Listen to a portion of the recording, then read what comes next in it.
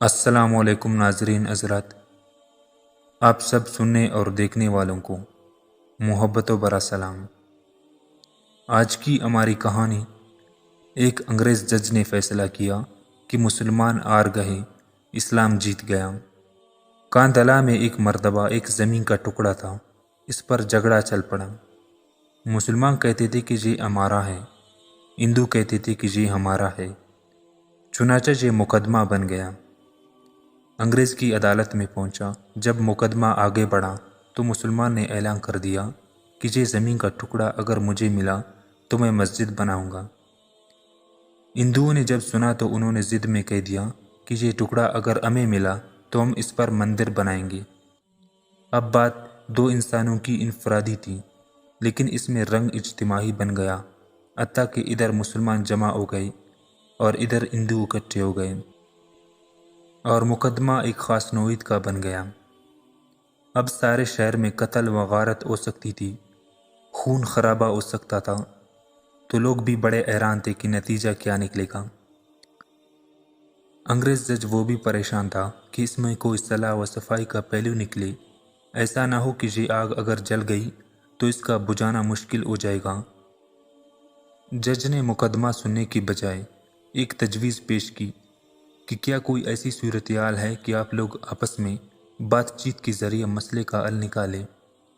تو ہندوؤں نے ایک تجویز پیش کی کہ ہم آپ کو ایک مسلمان کا نام تنہائی میں بتائیں گے، آپ اگلی پیشی پر ان کو بلا لیجئے اور ان سے پوچھ لیجئے، اگر وہ کہے کہ یہ مسلمانوں کی زمین ہے تو ان کو دے دیجئے، اگر وہ کہے کہ یہ مسلمانوں کی زمین نہیں، ہندوؤں کی ہے تو ہمیں دے دیجئے۔ جب جج نے دونوں فریقان سے پوچھا تو دونوں فریق اس پر راضی ہو گئے۔ مسلمانوں کے دل میں یہ تھی کہ مسلمان ہوگا، جو بھی ہوا تو وہ مسجد بنانے کے لیے بات کرے گا۔ چنانچہ انگریز نے فیصلہ دے دیا اور مہینہ یا چند دنوں کی تاریخ دے دی کہ بھئی اس دن آنا اور میں اس بڈھے کو بلوا لوں گا۔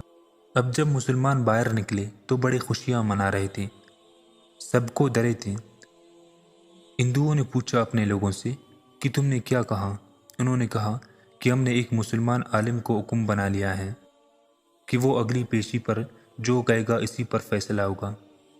اب ہندوؤں کے دل مرجھا گئے اور مسلمان خوشیوں سے پولے نہیں سماتے تھے، لیکن انتظار میں تھے کہ اگلی پیشی میں کیا ہوتا ہے۔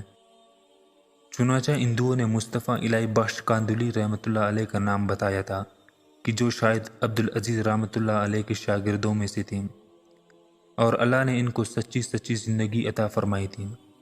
مسلمانوں نے دیکھا کہ مفتی صاحب تشریف لائے تو وہ سوچنے لگے کہ مفتی صاحب تو مسجد کی ضرور بات کرے گی۔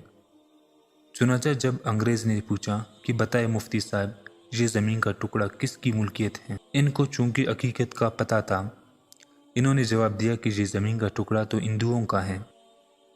اب جب انہوں نے کہا کہ یہ ہندوؤں کا ہے تو انگریز نے اگلی بات پوچھی کہ کیا اب ہندو لوگ اس کے اوپر مندر تعمیر کر سکتے ہیں؟ مفتی صاحب نے فرمایا، جب ملکیت ان کی ہے تو وہ جو چاہے کریں، چاہے گھر بنائے یا مندر بنائے، یہ ان کا اختیار ہے۔ چنانچہ فیصلہ دے دیا گیا کہ یہ زمین ہندوؤں کا ہے، مگر انگریز نے فیصلے میں ایک عجیب بات لکھی۔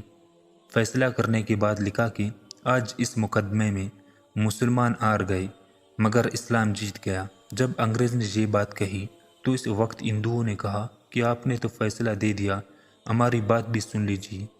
ہم اس وقت کلمہ پڑھ کر مسلمان ہوتے ہیں اور آج یہ اعلان کرتے ہیں کہ اب ہم اپنے ہاتھوں سے یہاں مسجد بنائیں گے۔ تو عقل کہہ رہی تھی کہ جھوٹ بولا کہ مسجد بنے گی، مگر حضرت مفتی صاحب نے سچ بولا، اور سچ کا بول بالا سچے پروردگار نے اس جگہ مسجد بنوا کر دکھلا دی۔ تو کہیں مرتبہ نظر آتا ہے کہ جھوٹ بولنا آسان راستہ ہے، جھوٹ بولنا آسان راستہ نہیں ہے، یہ کانٹوں بھرا راستہ ہوا کرتا ہے۔ جھوٹے سے اللہ تعالیٰ نفرت کرتے ہیں، انسان نفرت کرتے ہیں، انسان اعتماد کو بیٹھتا ہے۔